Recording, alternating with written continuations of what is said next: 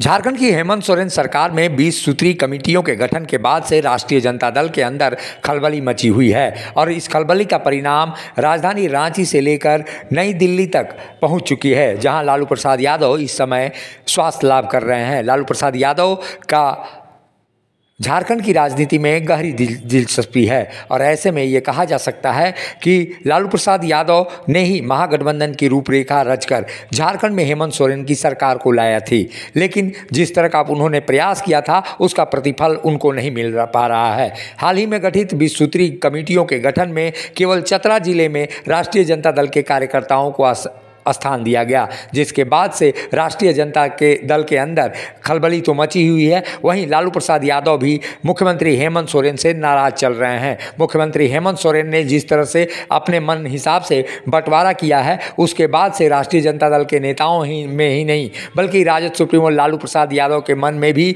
महागठबंधन को लेकर निश्चित रूप से आक्रोश बढ़ा है। लालू प्रसाद यादव इस कदर नाराज हैं कि वो कह रहे हैं कि लालू प्रसाद यादव की नज़रअंदाज करके झारखंड की राजनीति में नहीं चला जा सकता है।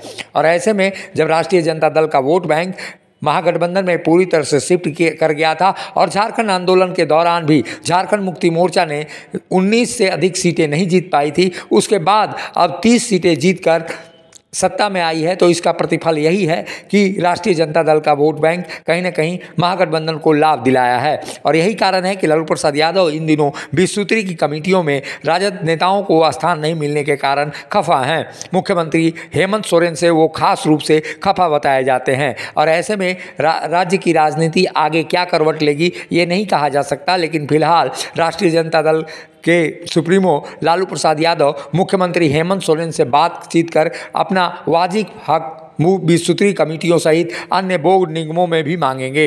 राष्ट्रीय जनता दल के नेताओं ने हाल ही में दिल्ली में जाकर मुलाकात की है और इस मुलाकात का प्रतिफल यही है कि राष्ट्रीय जनता दल अब अपना वाजिब हक चाहता है। ऐसे में एक बड़े वाजिब हक की ओर राष्ट्रीय जनता दल बढ़ रहा है, अन्यथा आने वाले दिनों में आर पार की लड़ाई महागठबंधन के अंदर ही दिखाई देगी। मुखर संवाद के लिए रांची से अशोक कुमार की रिपोर्ट। कि हमारे वहाँ कार्यकर्ता काफ़ी अपेक्षित महसूस कर रहे हैं, क्योंकि 15 सूत्री 20 सूत्री का वहाँ गठन हो गया और किसी भी जिला में राष्ट्रीय जनता दल का कोई सदस्य तक नहीं दिया, चतरा को छोड़ के। चतरा में भी उस मिक्स किया गया, वो आरजेडी कांग्रेस और जेएमएम को भी वहाँ भागीदारी दी गई। जिस तरह चतरा में जेएमएम और कांग्रेस को दिया गया, उसी तरह हमको अन्य ज़िले में भी वहाँ आरजेडी को भी कुछ मिलना चाहिए, चाहे जितना भी 2, 3, 4 सदस्य हो हर ज़िले में हमारा, क्योंकि हर ज़िले में राष्ट्रीय जनता दल का संगठन है, तो वहाँ हर ज़िले से मैसेज आ रहा है। हर ज़िले के कार्यकर्ता काफ़ी क्षुब्ध है और अपेक्षित महसूस कर रहे हैं सरकार में, और उनकी मांग है कि हमको कहीं ना कहीं 20 सूत्री 15 सूत्री में जगह मिले। तो मैं आश्वासन दें कि हम माननीय मुख्यमंत्री से हम बात करेंगे, इसमें बात करके हम अपने मांग को हम रखेंगे। वहाँ हम लोग हालचाल जानने गए थे, बधाई देने गए 9 वर्ष का। और जहाँ तक 20 सूत्री का बात है, तो हम लोग यहाँ जितना जिला में गठन हुआ उनको एक एक करके सारा जिला के वस्तु स्थिति से अवगत करा दिया। उन्होंने कहा कि माननीय मुख्यमंत्री जी से मैं बात करूँगा और इस पर दिशा निर्देश देंगे, तब तक कमेटी की भी घोषणा हो जाएगी।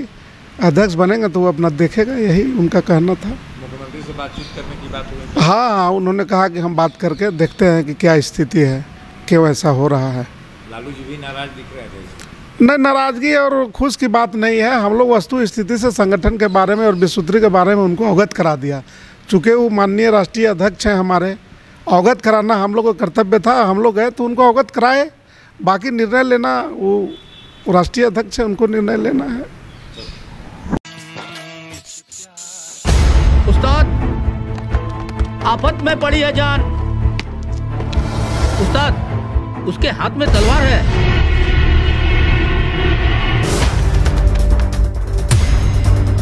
तलवार का मुकाबला पाइप से।